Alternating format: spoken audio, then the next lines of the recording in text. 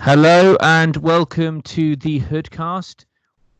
Ah, We are live from the Hood compound in Norwich. I should have said parts unknown to keep the theme consistent, but it's in Norwich. Well done. That's a bit of an Easter egg for long-time listeners. I'm joined by Winter Foenander. Winter, thank you so much for joining me. pleasure, man. Pleasure. Yeah, thanks for having me on, man. I'm enjoying the interaction that I have with people outside of my household, which is nice because I haven't killed any of them yet, which is wonderful. You are broadcasting from somewhere in Norwich. I'm broadcasting from a container somewhere in Hertfordshire. I built myself a shipping. Well, I didn't build a shipping container. I sort of like I put electricity in it, put internet in it, put a big door on it, like and like some windows, which is nice. Otherwise, that would be just a bit miserable, wouldn't it? It'd be like I'm getting shipped back to China to get recycled somehow. I don't know why I'm going back to China. I'm not from China, but anyway. So that's what I'm from. I'm broadcasting. Well, I'm broadcasting to you from here. From a shipping container. Yeah, man. Knowing the housing market like I do, there's still try and charge $900 a month in rent for that. Mate, is the best Unfurnished. thing. Yeah, that's it. But you could fit a 2-seater couch in like an 8 foot by 8 foot by 15 foot, whatever you want. You know, you could fit a 2-seater couch in there, like a sofa bed. It'd be perfect, mate. Like, you know, just it'd be better than a bed sit, mate. Yeah, because I've seen a lot on. You're from Cork initially, aren't you? Gibbery, yeah. If I remember correctly. So I don't know whether you've seen. There's this meme page called "Worst of the Housing Crisis," and a lot of it centres around a lot of the stuff in Dublin, and it's literally 4 bunk beds in a room for €800 a month. Oh God! And there's some dubious stain on all of the bunk beds, so you don't know what's spunk and which ones of someone have died in. You know? Yeah, that's it. Like, I mean, Dublin is really like I lived in Dublin for 2 years, and I was like, oh man, like it's so expensive, so expensive. Like I just was like, yeah. I mean, when I moved out, when I left Dublin, I came here. I moved to Uxbridge, and I found that like the place we moved into, I was like was cheaper rent than Dublin, and also I could buy chicken and cheese at the same time, which was nice. You know, like kind of the wages over here are so much better than they are in Dublin. It's ridiculous. Like it's just hand to mouth. It's crazy. And you know, you've got Temple Bar, which you can go and get drunk, but there's a few gigs there. Actually, there's a few nice gigs though, but it's just so expensive, man. Like I tried North Side and I tried South Side, and they're about the same, man. Just, you know, one is about as expensive as the other, to be fair. But yeah, so I came over here. Yeah. So I've been doing virtual gigs. You asked me before we started recording. We're talking about virtual gigs as well, and we're going on about, like, you know, have you done it yourself? Yeah, I've done 3 of them. One for Virtually Funny, one for the Hen House, and another for Virtually Live. You know, John Pearson's gig. Yeah. For the first one, I found it really, really weird. Just because, you know, pre-recording it on my phone and sending it in, and it wasn't my best performance because I just didn't feel it, and I need to kind of feed off some of the sort of live energy. And there was a lot of my material that I couldn't work on. Like I can't do my daddy kink bit because I can't sort of take my trousers off and mime humping the air whilst holding my phone. Like I've got to save that for my OnlyFans, you know? Yeah. That's fine. I mean, well, I've gotten into them more though, because I did initially find like it was trying to replace methadone with paracetamol, but you kind of, once you adapt to the format, I think, like with anything, you just get used to it. But how have you found them? Yeah, I mean, I found them fine. Yeah, I mean, I was just like kind of relaxed or kind of chilled out, you know. I found it just more of like you had to just kind of keep the momentum going. There was no time to just kind of like wait for the laugh, basically. You know, it just had to keep going. Otherwise, it gets a bit kind of disjointed, and you kind of might lose your way because there's nothing pulling you through the time. You know, but weird thing was, I found that time was more elastic on there. I found that I was trying to squeeze things in rather than fill time, if you know what I mean. because you kind of Yeah. like, I just, and I was like, oh, and another thing, because no one was interrupting me with laughter, you know? Yeah. But yeah, And which is, you get used to it, don't you? You get yeah, used to those applause or laughter breaks. You get used to maybe the promoter sort of flashing you with a bit of light, but all of that's kind of gone. You just sort of go in there until you run out of steam or you mm, realise how long you've been going for. yeah, that's it. That's it. It's, do you sit down and do them, or do you stand up and do them? I did the first one sitting down, standing up, but Yeah. I feel like I couldn't gesticulate or do as much. It was sort of like kind of like shaky cam footage, like when you get one of your elderly relatives to FaceTime you and you get Mhm. like 80% under chin, and then that sort of thing. So I've decided to kind of sit down. I feel a bit more relaxed. And I can sort of move my arms around like an Italian politician and just Yeah, yeah, sort of go nuts with it. So I kind of prefer it in that way. yeah. It feels more natural, doesn't it? It doesn't feel like you're trying to force it down the camera, or like you just feel like, oh, look, that's what it is. They want to connect with it, isn't it? They're sitting down, you're sitting down. Yeah, it's like a Bill Cosby style, eh? Neither of you are wearing trousers. It's quite a Yeah, fitting that's true. analogy, really. That's true. Yeah, yeah. I mean, Yeah. yeah. Yeah. We're only Yeah. seeing your lovely shoulder at the moment, Winter. Oh, do So you want to see my I was face? wondering, yeah, you mind Oh, going you want? back into Yeah, yeah, shot? fine. Yeah. This is my face. This is my face. I haven't had a full shave in in about, well, 8 months. Well, how many months is it now? 3 months now. Yeah. So like this is, Yeah, I swear it's free. Honestly, my conception of time has totally went at this point. I don't know whether you're the same, but yeah, man. so some days I'll get up at 1 p.m. Some days I'll get up at like 6 in the morning, and there's no rhyme or reason to it whatsoever because there's nothing to get up for. Hmm. Yeah, it's Yeah. like I get that exact same thing. I used to go. I would go from, like, because I'm a bit of a list maker. I just smash out lists, and that's kind of what way I've kind of lived the last fucking God knows how long. And like I kind of like put a lot of self worth into those lists. If I don't get everything done, I get really kind of like annoyed at myself. But I've been trying to let that go, because at the moment it's like, I used to do about 6, 7 things on the list. Now it's just the motivation is just like, if I get one good thing done on the list, or two, maybe three's maximum, it's building up again, because we're talking about adjusting to gigs. I'm adjusting to this new way of like living, like, and sort of being at home, trying to get, just be there. You just can't, got nowhere else to go. So you kind of like, you think, oh, I've got all the time in the world, but you don't really. It just seems to just slip away, because you get too confident, and with the day you just go, oh God, I'll have to do that later, but later doesn't come. So yeah, it's like I'm trying to get up early, go for a run, and then I got dogs as well, so I have to walk those fuckers. So if I don't walk them, they kind of get sad, and then they make me sad because they keep looking at me and I feel guilty. So I do walk them every day. So I run, walk the dogs, get the stuff done. And if there's any sort of like work to do, like, I mean, because I don't know, audition for like voice stuff and on other bits at home, and just try to keep some sort of like creative stuff going, and kind of keep improving on something. That's what it is, because otherwise, because the stand up is kind of hard to because when you will go up there, sit out on stage, and you get like a feedback from the audience. It's like that's sort of like branded into your brain. That's a nice bit. I like that. That's in it sort of, it's like paper mache, isn't it? You just keep putting Yeah. another layer of confidence on that piece of material. You go, okay, there's another layer on that balloon. Okay, there's another layer. There's another layer. But like now, there's no gigs. It's like, okay, well, fine. I could write new material. I've got some new stuff I need to try, but it's like there's nowhere to do that that thing, to kind of hone it, or to just make it, to temper it. So I've got 2 shows to write at the moment. I've got to write a really dark show, because I did clean stuff the last couple of years. So now I've got a dark show that I need to get out there and just hammer into shape. But it's done. But I got a real smart one, because I read a Guinness Encyclopedia, which was, oh God, that was hard going. I tried to get as many jokes as I could out of the Guinness Encyclopedia, and like it's made in the 90s.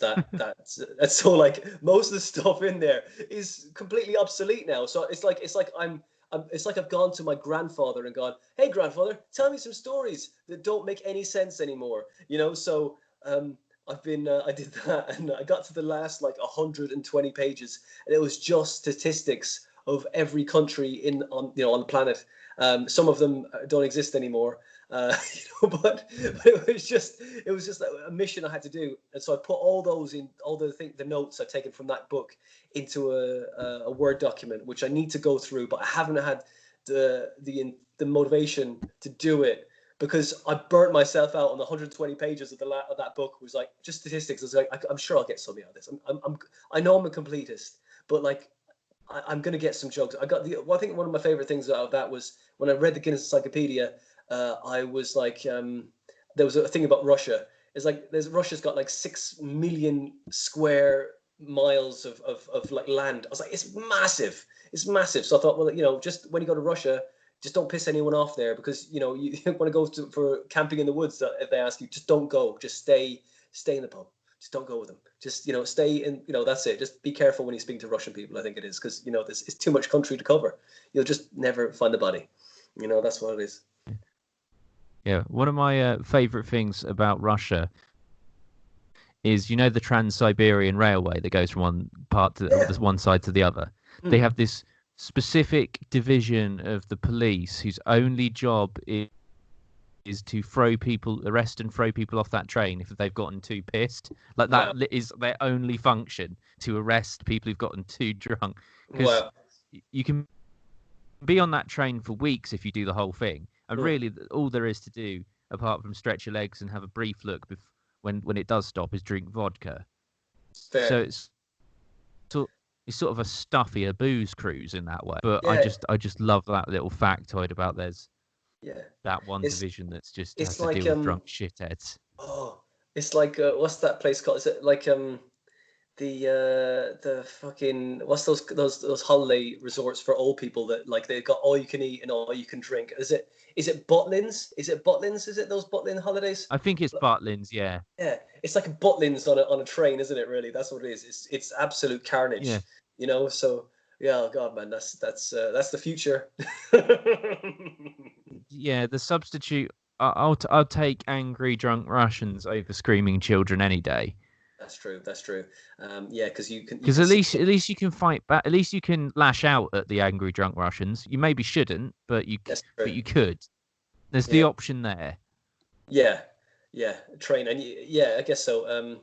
But I like the sort of. It feels like you're in some sort of James Bond movie with all these Russian people around you, right? And like everyone getting drunk and like and then that's fun. That's good. Have you done it? If you want to do it.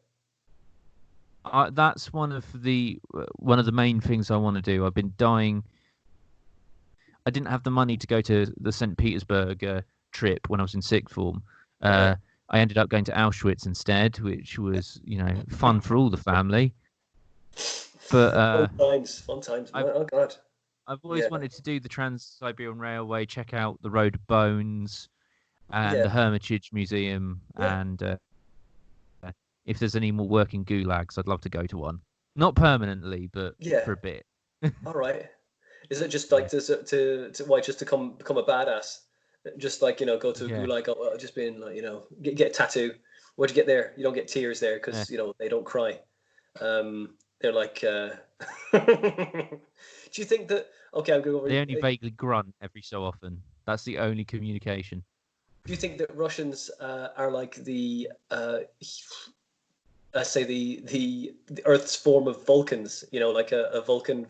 Do you think? No, is that just me? I think that if that's anyone, that's the Germans. The Germans are the Vulcan. Because Russians are quite emotive. Yeah. Okay. So do you think that's a good shout, actually. But I do think the Russians are a lot more. The whole nationalism thing and the drinking and stuff, they're a bit too volatile and angry to be too logical. So do you think that Russians are the Klingons then? Yes, I'd definitely say that. I think definitely. I think that's a fair parallel. Militarism, proud traditions, all that sort of stuff. Yeah, Yeah. I could see that. That's a good take. I'm just worried if I ended up in Russia for too long, I Yeah. might disappear and end up with a completely different personality and mannerisms and be activated to do something bad in Britain by like a series of numbers or letters. If Like, someone said the right phrase to me, it would just set me off to assassinate the Viscount of somewhere, you know? yeah. Yeah, well, there's enough Viscounts in the world, isn't there? I mean, you know, those. I mean, Yeah, yeah, I'd say one is one more than you need. yeah, I think so. What is a Viscount? It's like a duke. Is it a duke? It's like a duke of Yeah, Viscount. I'm not too sure because it sounds sort of like a count that's still Yeah, got its like it's provisional a license or something like that. yeah. It's not a biscuit, is it? It's like also a biscuit of Viscount as well, isn't it? Oh, I don't, that does sound like it. It It's a says biscuit. There's a you've got British the nobleman who's ranking above a baron and below an earl. yeah. I So mean, it's better than a baron, but below an earl. but one that goes well with tea, isn't it? You know, Yes. so like you've got the green one. I know you've got the green Viscount, which is obviously the mint, and you've got the blue one, which they're all covered in that color tinfoil. I think that one is I'm not sure. I could be wrong, but it's a kind of like a creamy center, a biscuit type thing. I think it's a Viscount. I'm not sure. I don't know. They do sound tasty. They Some of are them are quite mint nice. They flavored. are. Some of them own the Daily Mail. There's no middle ground. Yeah. Yeah. So what else? So what else? Well, okay. Favorite biscuit then. Favorite biscuit. Oh, I do love a Biscoff. Biscoff, eh? Oh, is that like that's like a crunchy biscuit, isn't it? It's like a rusk, Yeah, isn't it? crunchy, Oh. not too like savory. It doesn't taste too sweet or too Mm. hard. It's one that like, oh, I've eaten 3 packets of them and I've gained a stone in this sitting, but Okay. I regret All right. absolutely nothing. Okay. What I'm about gonna. you? What's your I'm kind of thinking to myself now that I'm not really a bit. I'm more of a cookie, but I think a cookie's the same as a cookie's an American biscuit, isn't it? That's what it is.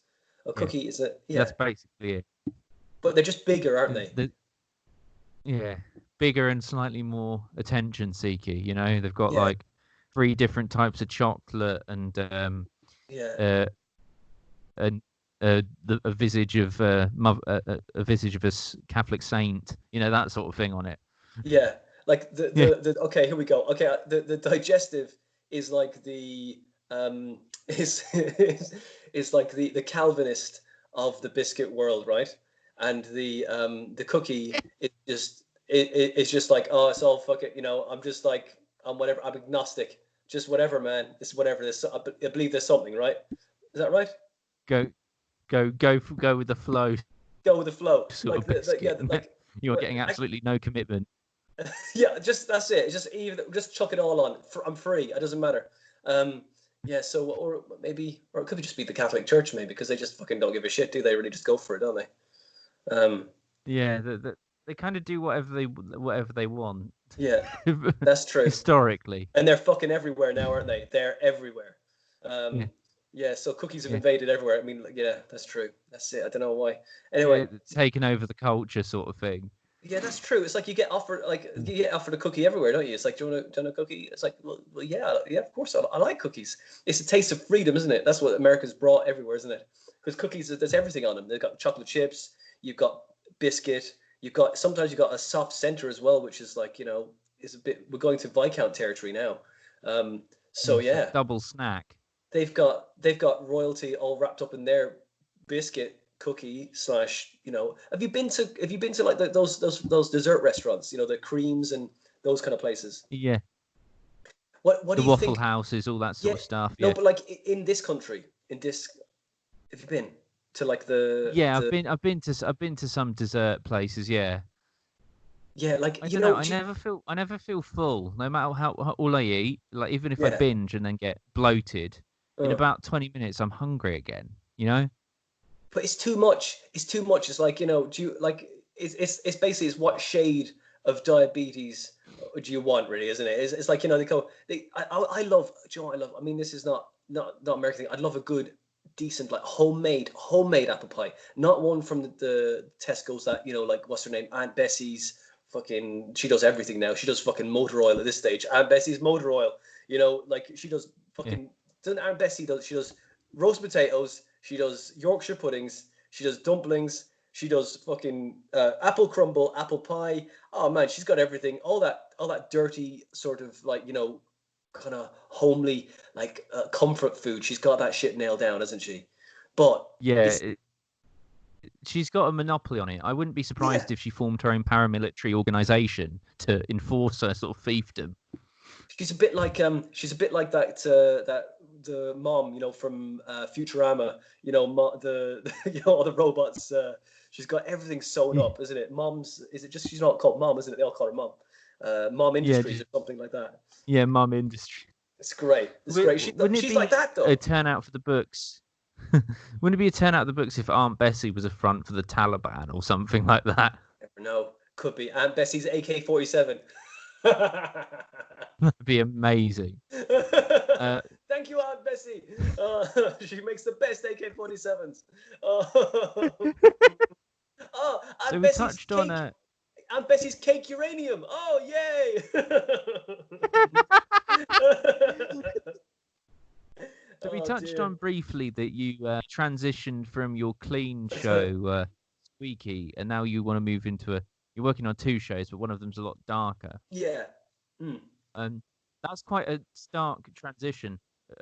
What inspired you to, you know, change tack so radically? I'll tell you what, right? I think that, because I mean, at the beginning I was very, very dark with stuff, you know, and I was like, okay, I need to get some stuff that's going to work for, you know, the older people, the middle-aged people, the people that kind of like don't really like the dark stuff. So I thought I'd take a couple of years out to write this clean show, and also I like money, so I'd like to appeal to a larger contingent, and also have some ammunition for a situation when I look at the room and go, okay, these guys are not going to go for my dark stuff. I'm going to do this because I mean, when I first started, I was like, all I've got is this one set, and now I'm going to do it, and they're going to hate me. I'm going to sort of half enjoy it, and I'm going to dig in, and it'll be fine. But I'd rather get rebooked again. You know what I mean? And you burn so many bridges that way. And when they see one set, and you come up with like the set that you know you've been doing, that's all you've got, and you just kind of live and die by your one move. And so, like, I remember going to Italy once, and like I did a gig over there, and it was fine because I did a lot of interaction, and I do this joke about how, like, you know, because my hair, I say, that knows the party is over and is trying to leave via the back door my arse, you know, and I go into a much larger analogy and explanation about it, you know, and it had a bit of fun with it, but it was really graphic and funny. But like, you gotta get the crowd, like the crowd has to be on board with it. Like, and like, I had complaints about that. It was just a silly little joke. I've seen people do way worse jokes than that, but you know what, right? Like doing it. Some people have a face to get away with it. I have a face that I can't get away with that. Like, they've got to like me, or they'll fucking hate me. Do you know what I mean? I've got to do stuff. Yeah. You know what I mean? So it's like, and I know, because I know saying that is not me just going, oh yeah, well, you just saw my face. Like, no, I've walked up there a few times and they've gone, I know, before I came up here, I'll walk up there, and before I get to the mic, I'll say 99% of them just gone, no, fuck this guy. But still, as soon as you say that, you address it. And then they'll go, right, okay, he's showing the mirror to us. I know what you're thinking. You know, don't say that. I don't like saying that, but I don't say that. I'm just basically saying, I know what you are thinking. You're just saying, fuck you, you know, because they think automatically that I'm not just like a white privileged male, which I'm not even white. I just hide my brownness on the inside, but you know, and so it's one of those, it's those things. So you show the mirror up to them and they go, oh, actually, yeah, we're not being nice to this person. We don't even know, maybe, but in fairness, you don't even know, because sometimes you look like someone that has bullied them in the past. You don't even know. They've automatically gone to put you in a box. It's people. That's what it's like, a stereotype, isn't it? We're all stereotypes in some person's mind. But like, but yeah. So writing the dark show for me is gives me the freedom again to be who really I am, who I want to be. Because I've got the clean stuff. If I need to draw from it now, And now I've got, I had a load of dark stuff which I put to one side, and now I'm just bringing it back. Because basically the answer to your question is like, you know, when you're doing gigs that you want to get booked by many promoters, and if you just have that one note, you're going to be missing out on a few other gigs. And I've got the dark stuff is really fun, and I love. What I love is I just being like cynical and dark with pure logic behind every bit of material, which you can't deny. You know, you say something that's horrific and you go, no, but it's logically correct. You can't dispute this, you know, which is wonderful, because then they're tied up and they can't say that it's wrong, you know, because you've done both sides. You know what I'm saying? Yeah, you're not just throwing out a buzzword or a offensive statement as a grenade. Yeah, it's a well thought out. There's actually a point to it. Yeah, absolutely. It's got a meaning and a heart to it. It's like so yeah, which is wonderful to do. And now like it's just, you know, it's like, oh yes, because I did the first couple of gigs I did after I finished with the clean hour, which I did in February. I went to a few of these gigs, and I did some stuff, and I was like, oh man, that's it. Oh God, I missed this, because a younger crowd will be more receptive to the cynicism and the darkness, because they're all in turmoil, and they're like, oh, I just want to get laid. I want to get fucked up. I don't know what's going to happen tomorrow. I don't know if I'm going to have a good life. I don't know if I'm going to be successful. And don't worry, very rarely anyone is successful, so you know, you got to put that aside and just accept it. You know? So you gotta understand that and just come to terms with that. And then you're like, at the beginning, you're fighting life, trying to get somewhere, and you like all that energy wasted could have just been put into the things you love to do, rather than just fighting yourself to try and morph yourself into whatever it is you think you should be. And the great thing about doing comedy for younger crowd, like, you know, 18, 20s, maybe even early 30s, right?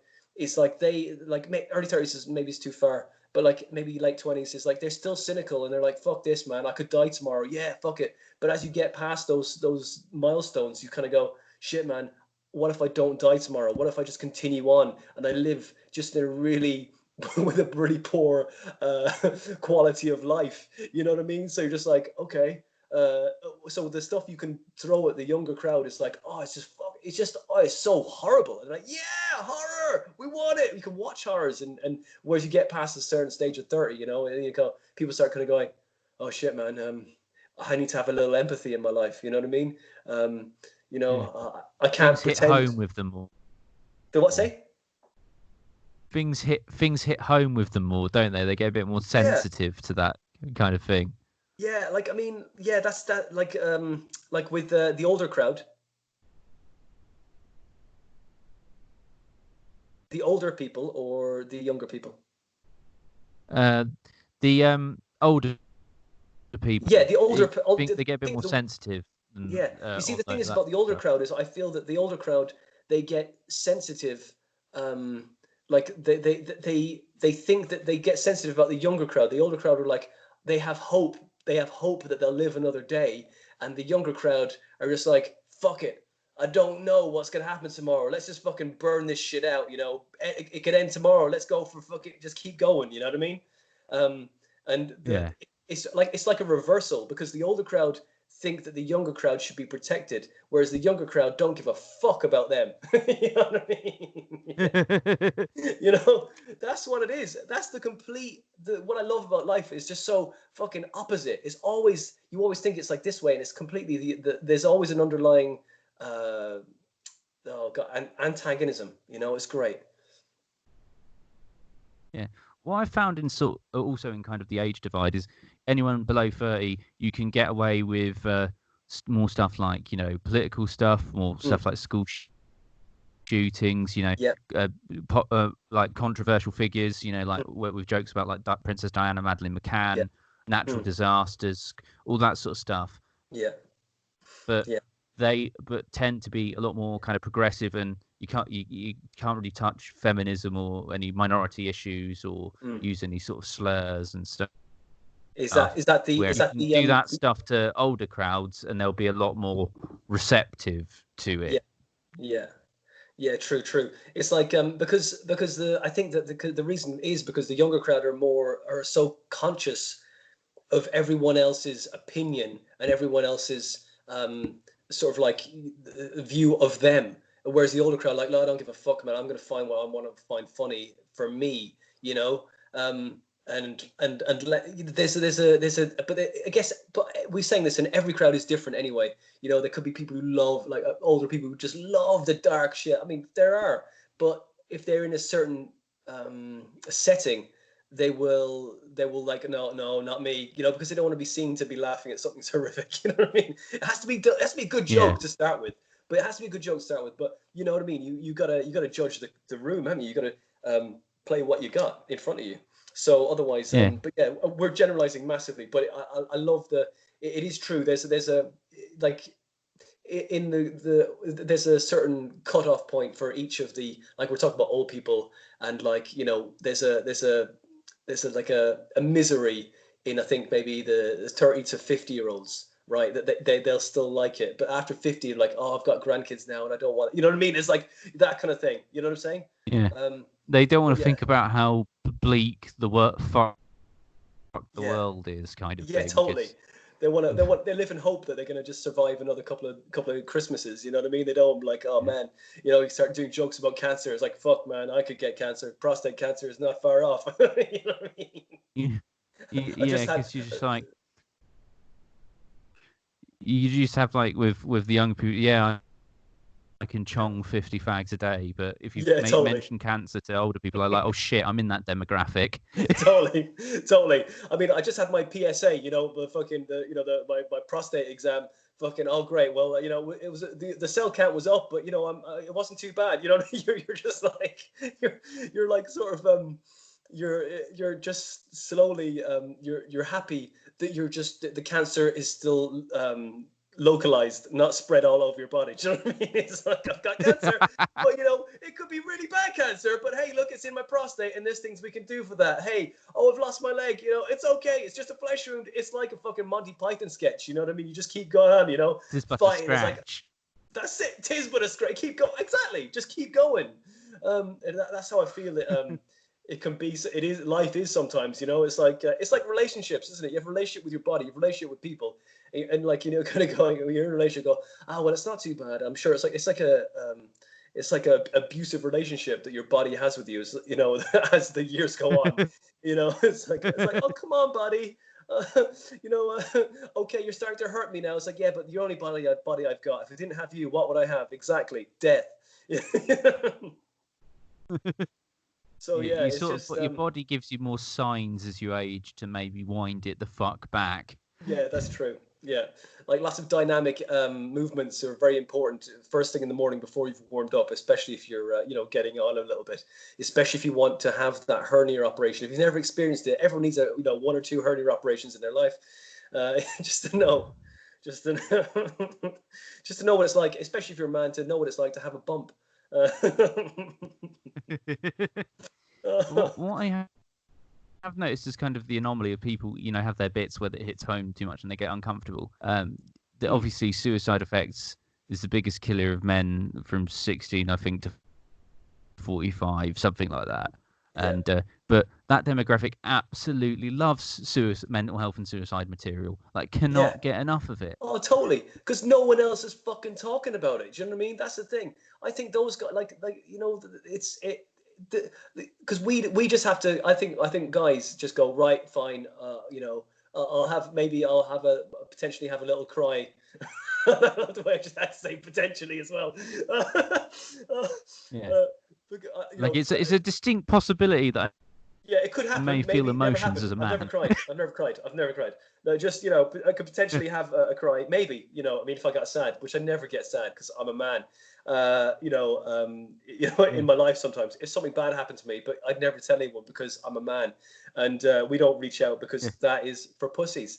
You know, so so basically, you know. Like, that is it. Like, you get, like, we don't talk about it, and I got some suicide material which I'll talk about now, which I really enjoy doing because it's truthful, and you know, I think that we should, guys when guys do suicidal material, I think it's like it's important. We're the biggest one of the biggest demographics. Maybe that's because we're quitters. I don't know. I'm not sure we're quitters. I don't know. But anyway, we're quitters or proactive, depending on your outlook. Yeah, motivated. We're motivated. I think that's what it is. We get shit done. We put it on the list. Suicide. Right. Well, we'll do that. We'll do that before I take out the bins. So it's so it's like, but yeah, I mean, look, it's in this time as well. I'm sure there's a lot of horrific stuff happened. I've heard like some stuff happen with people like live streaming their suicides recently, and that is pretty bad. That's pretty horrific. I mean, it's difficult because who do you talk to?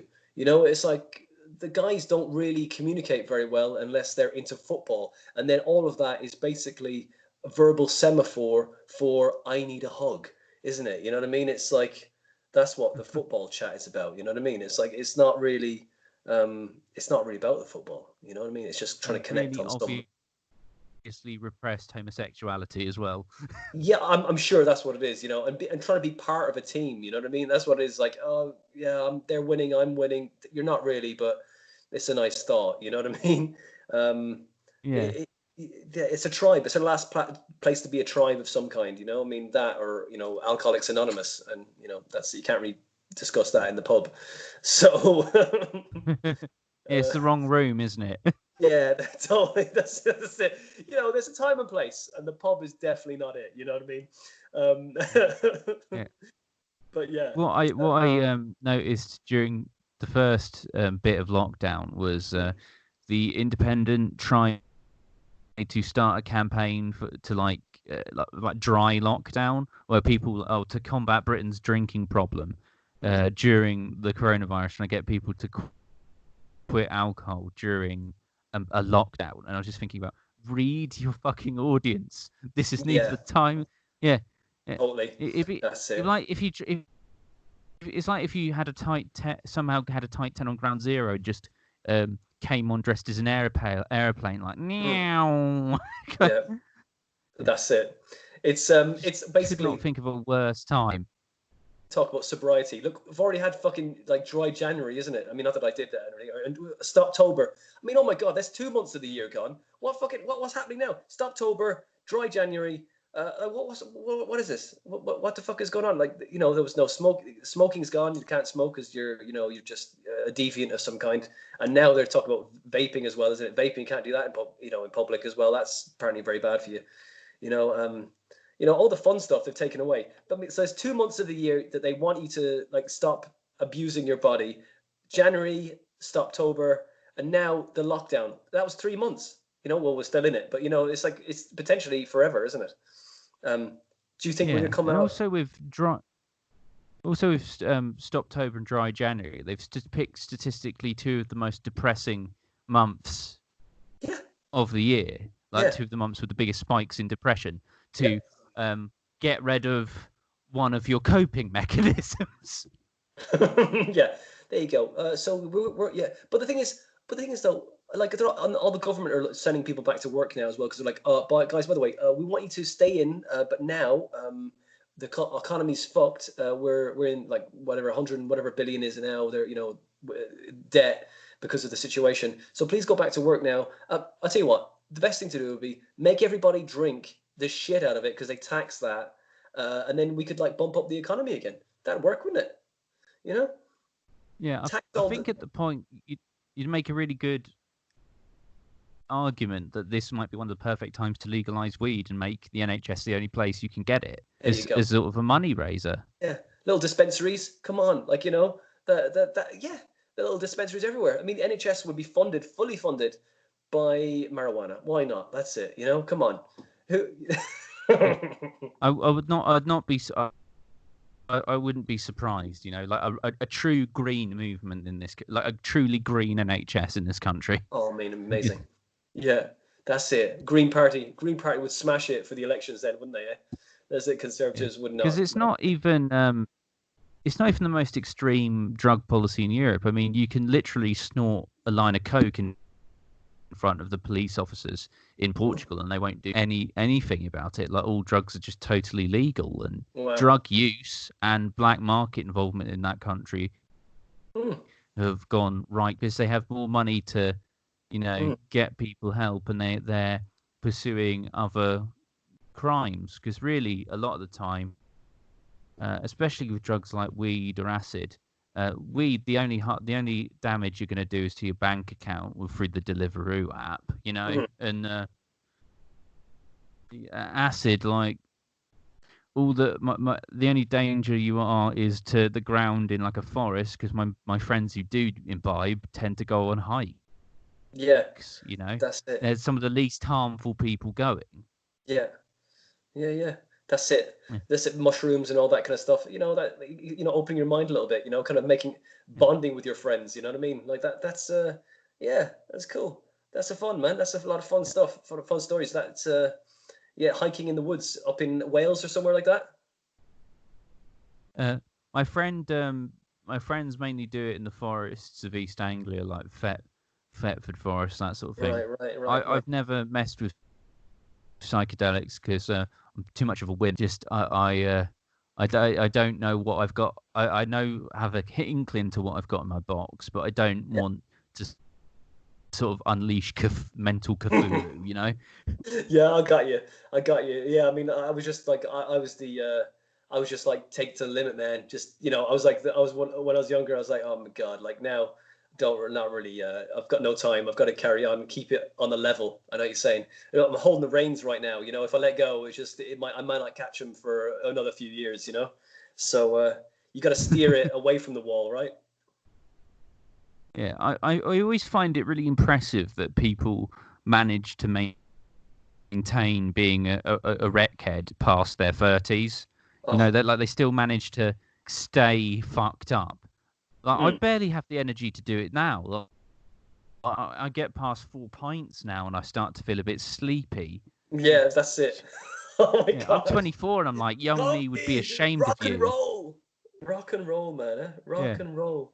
That's it. I know what you're saying, though. I know. But, like, like, for me, like, two cans, if I have 2 cans in a night, that's a big night.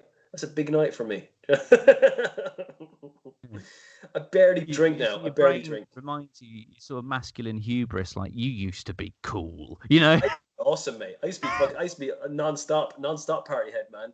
Just 4 days without sleep. Oh yeah, awesome, good times. Now it's like, oh, kind of need my 8 hours. It's like Jimmy Jams by 9. That's it, mate. Oh, it's great. I love it. Oh, I love just getting into my pajamas with my slippers. Oh yes, I just need a pipe. That's all I need. So NHS, come on, get your green gloves out, get your green fingers out. Come on, get those dispensaries ready. We need that. And we'll get the Viscounts out. We'll do that.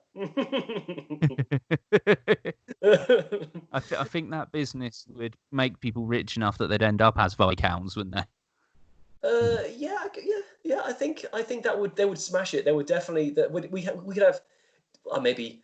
Well, I guess they'd probably just divide the NHS, wouldn't they? You'd have like different levels of NHS. Then you'd have like the standard NHS with like the just what it is now, and then you'd have like the super rich one, which like you get your own room and everything because you'd have so much money to spend on it. That's what I think they'd have. Yeah. Maybe.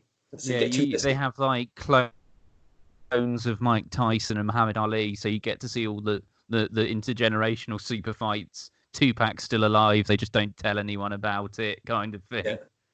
Yeah. And if you get shot again, they'll just clone him and then just fucking pop him out again. You know what I mean? Join us at 10:30 where we open a portal to the Babylonian god Marduk. Oh God, it's okay. Look, all your heroes and the villains have been. We've reanimated them. It's fine, honestly. We've spent the money that we've got made from the dispensers really well. That'd be great. If you suddenly had a lot more money to spend on your business, you think like in your rational mind, I'll buy better equipment for filming. I'll put some money aside so I can get decent accommodation. So I don't have to sleep in my car or on the train after the gig. But you're just really like, no, my pet falcon needs a Versace coat, Yeah, that's right. That's it. I need a new pair of Burberry gloves to fly back to land on. But or else, I mean, the thing is, what would happen is though, they'd fucking get all that money. They would get the elite level of the NHS to they call it maybe platinum. Let's call it platinum, right? Or maybe the diamond one. And they would just bring back some cool people. Then they start bringing back like people like Ronald Reagan, and they would bring back Margaret Thatcher. And and Jimmy Savile would come back as well. And then they start reanimating all of these fucking horrific people, and that's what the world would be. It would just be like filled with fucking deviants that never should have been alive in the first place. That's what it is. That's what would happen. I know that's what would happen. I can see it. I can see the future. Someone left on the deviant cloning machine, and now we're overrun with like dictators from the past. Yeah, totally. Hitler would come back as well. They bring back Hitler. Trump would just clone himself anyway for the sake of it, wouldn't he? He'd be like, yeah. He'd finally be able to make love to someone he'd want to cuddle afterwards. He wanted to fuck himself. He would literally fuck himself, wouldn't he? Yeah, like with a burger in his hand. Oh God, that's horrific, isn't it? Oh man. I have a question for you. A matter of, I don't know whether it's philosophy or what, but if you were to clone yourself and then fuck the clone, is that incest or masturbation? Oh man, fuck. So clone myself and then fuck myself. Is it masturbation or is it incest? Oh God, that's an interesting question, isn't it? I think. Well, we're not family, are we? So like we're just. But there's quite a lot of genetic overlap, isn't there? That's true. We're not even. We're the same. We're exactly the same genetically. So, because if you fuck your family, they are still slightly different to you, aren't they? So yeah. I think it's masturbation. I'm 100% on the masturbation side. Which is a really I find that would be just not. I wouldn't think it would be as fun. I wouldn't think it would be as fun as just when you're doing it on your own, because because like you know what you're gonna do. You know what I mean? Yeah. It just seems like a very like around the houses way to just be like, okay, well I know this is a very expensive wank. This is like wanking with a whole box of condoms on and more. Yeah. So I'm glad we got that quandary, because you can make good arguments for both, but it's definitely self-pleasure. Yeah. I think that it's like basically you've taken a box of condoms out for a very expensive meal. That's basically what that is, isn't it? Pretty much. And there are better ways to just have a wank. Yeah, it's like you're using too much. I mean, yeah, it's like it's like creating a robot of yourself and fucking that as well, isn't it? Really, it's like, God, that's just an awful lot of money that I've just wasted when I could have just used my hand. Well, the robot thing I find is quite strange, because they have they had this brothel in Austria or Germany, I believe, and they got a sex robot for there, and the sex robot was so popular, and it was getting booked out so regularly that they bought a second one, and loads of the women, the real life women in the brothel, actually lost their job because of these two robots. And I wouldn't be able to bring myself to do it, but it's just weird that automation is obviously going to affect pretty much every industry, and a lot of people are going to end up with fuck all to do, but you don't think about it taking over the sex industry, do you? Well, in fairness, I'm going to say this, right? This might be very controversial, but like, did guys protest when dildos came out? No, they didn't.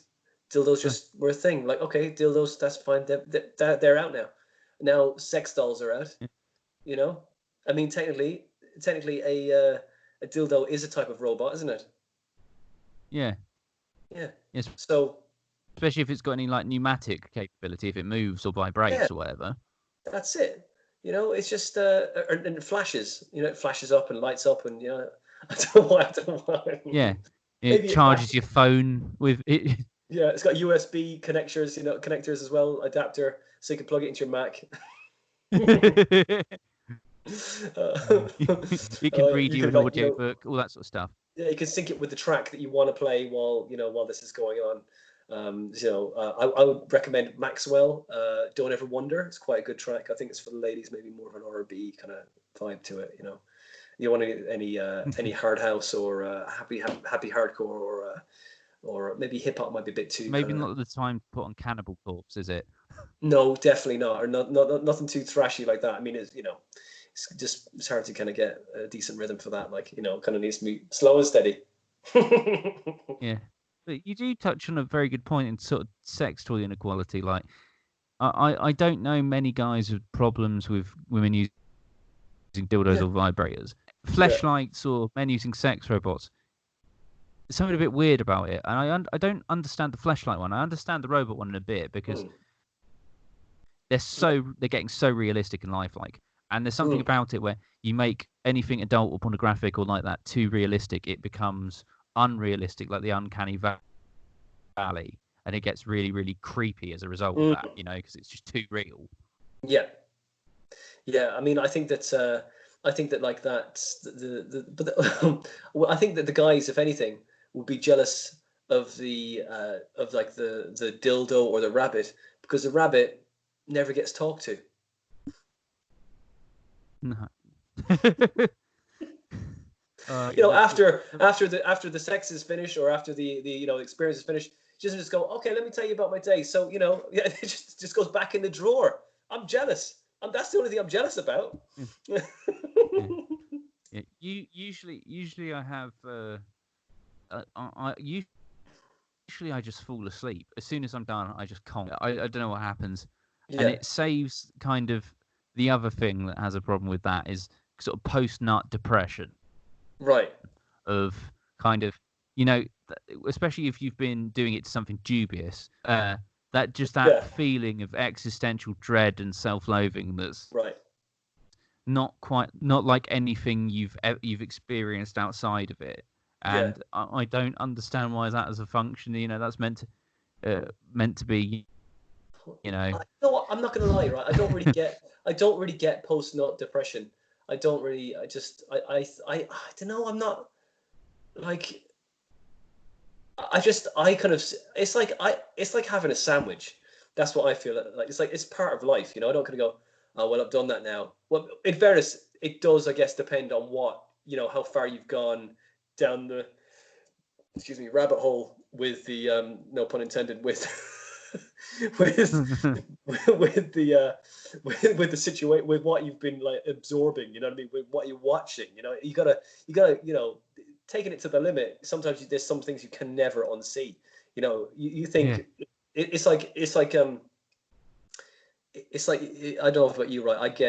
I like watching gross stuff. Like, I'm not talking about porn now, but I'm talking about I have a thing, right? If someone has a spot, I love to squeeze it. I fucking love it. I just love to see it. I love it pop. If someone's got, I just want to pop it. I won't ask them to do it, but like if it's my family, I will say, yeah, can I just pop that zit you got there? It's a good one. Do you know what I mean? I love it. But I have I saw out some like videos on YouTube of people like popping zits and stuff, and I thought I was okay. Dr. Pimple Popper. Oh god, you think, that's horrific. That's, in fairness, I like that because that's in a sort of safe, clean environment. But when you see it, there's a couple of them on YouTube, right? There's one when there's this woman and she's got her husband or boyfriend on his back. He's a big guy, and like she pops it and he goes like this, and it comes out like toothpaste, and it's like, because it's in a house. Jesus Christ. And it's in a house, mate, and I'm like, oh my god, I thought I was okay with this. It's like when you watch some porn when you're not ready for it, and you think, oh no, I thought I was okay, but now I know that I am. Basically, I'm a prude. I'm a missionary. I can't handle this. This is too much. But I can't not unsee it now. Vanilla. Yeah, I'm absolutely vanilla, mate. That's what it is. It's when you think, oh yeah, I'm a badass. Then you watch that, and you go, actually no, I'm going to go back to my normal life of just finding my family and squeezing the small spots they got, because those back ones, it was just like a hunch. It was like the hunchback. You know what I mean? It was gross, mate. It made a little and then just like, I was like, oh. direction was horrible. Everyone finds their sort of threshold of disgust, don't they? And when you find yours, you really know. It's like with the adult stuff, it's like, do I really need to be watching four men surrounding this woman whilst they're dressed as the Teenage Mutant Ninja Turtles? I don't need that in my life. I'm better than this now. We've moved on. But really, it's just you just miss the turtles, is what it is, isn't it? It's not even it's just like you think to yourself, I want to combine all the things that I used to love, like the ninjas, turtles, and sex. Okay, cool. In the one, it's like, oh, maybe this, maybe I don't need that. Yeah, as you say, maybe it's just too much. Maybe they should all be compartmentalized for different things. Maybe keep things separate. Now the moment's gone, and I'm thinking about how poor a job Michael Bay did with the movies. Yeah. Michael Bay is a strange one, because The Rock, I think, with Nicolas Cage and Sean Connery, is one of the best action movies of all time. But then he's also directed some absolute dross. Yeah, that's true, but you only have to have one massive success, and everyone goes, "Oh, they're brilliant! There you go, smashed it," and they'll give you a hell of a lot of artistic license to kind of hang yourself, I guess, isn't it? They go, "Yeah, you're amazing," and they go, "Okay, great, I'm amazing now," and then everyone goes, "Yeah, you're amazing," and then just that's it. You're indelibly imprinted in their mind that they just can't get that out anymore. So yeah, but The Rock, yeah, amazing. That's it, and they're rooting for you, isn't it? It's like anything. It's like any artistic pursuit. Hopefully you the first instance of you is being great to people, to like a crowd. They go, "Oh yeah, they're brilliant," and then and that's the first memory they have of you. The second one, if you crush it only on the second one, they still remember the first one. It's like people are pricks. And then the law of diminishing returns. Your legacy will only stretch so far. And I think one of the worst things that can happen to a creator is when they don't have anyone close around them that they respect that can tell them no.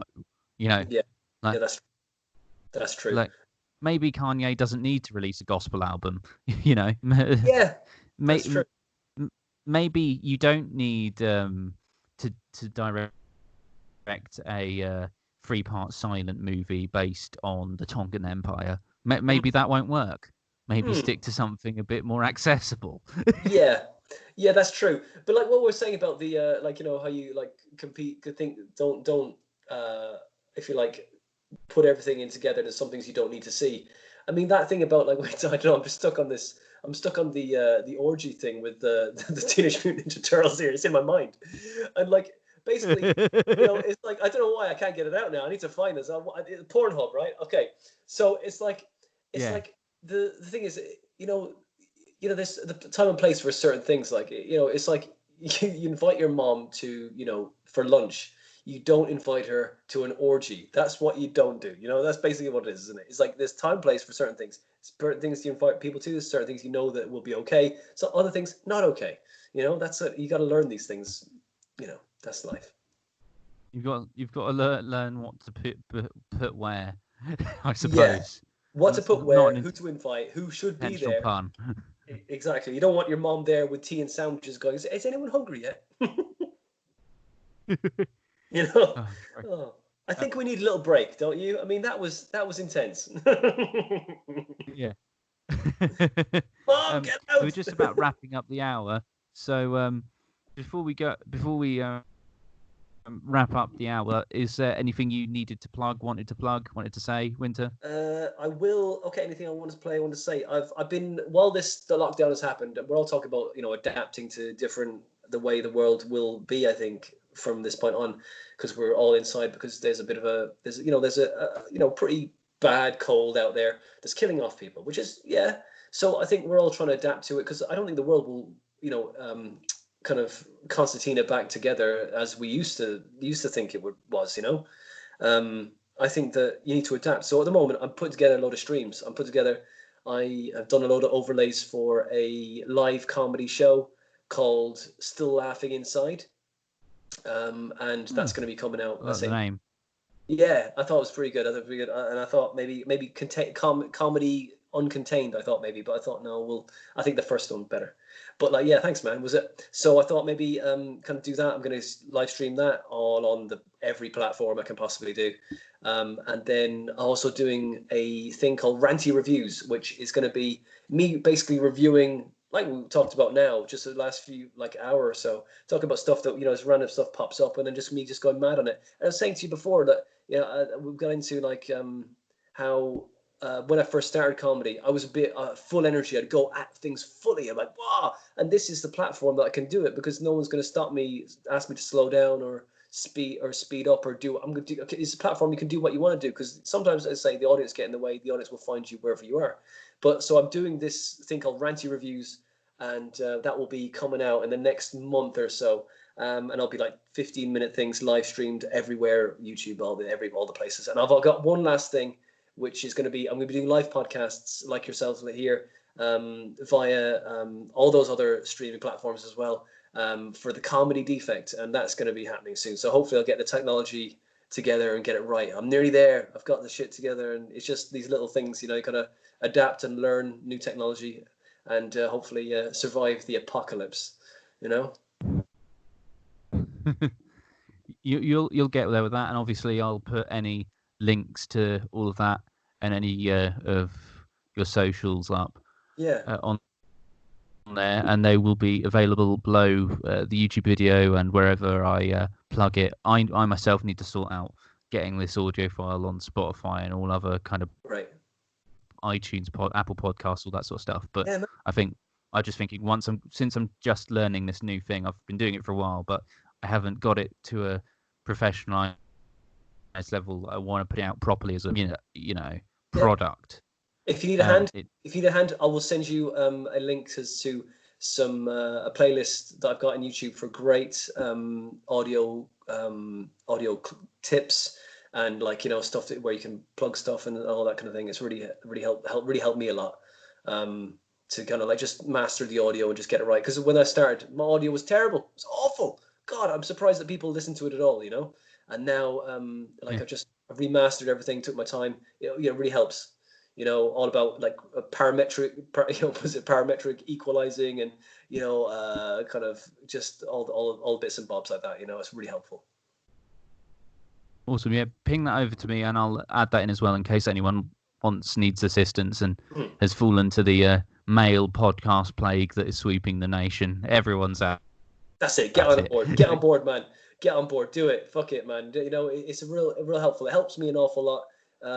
In fairness to when I was talking to other comics and stuff, it helped me an awful lot to listen and to learn from them. Some really lovely bits of wisdom I would pick up along the way, and what they did and where they're going with their stuff, and just sort of it was just really nice to kind of do something and just push the voices in your head out and go, fuck you, voice in my head, I've done it. I don't need to listen to you anymore. I do. It's this thing, right? I remember when I first started doing podcasts, I was like, oh my God, I try and record a link. And I'm such a perfectionist that I would be like, I would do it I'm no word of a joke. I would do one link, an intro about 30 times. And I'd be like, it's not right yet. And I would get so annoyed with myself. And then I end up I even left it in the intro sometimes. Well, that's it. I've done this 30 times now. This is how it's going out. And I'd be like, I don't care. The voices in my head are too loud. It's fucking going out like it's going out. You know what I mean? You gotta be honest. And that we've all got them, man. And this a podcast thing is great because it just, I say, gets that you're pushing yourself, and it's not easy to get motivated to do stuff. And man, it all adds to the craft of creating. And you create this, you create the next thing, and it gives you the confidence to keep going. Yeah, that's a very poignant statement. I completely agree with that. Winter Foenander, thank you so much for being on the Hoodcast. I'll be joined tomorrow by my friend Chris to do a sports edition, and then after that I'm doing a UFC one with my friend Alex. So thank you very much, Winter. As always, stay safe, everyone. Stay hydrated and stay the fuck inside. Please don't listen to any of the rags in this country. You will die or kill someone. Stay inside. Thank you. Bye.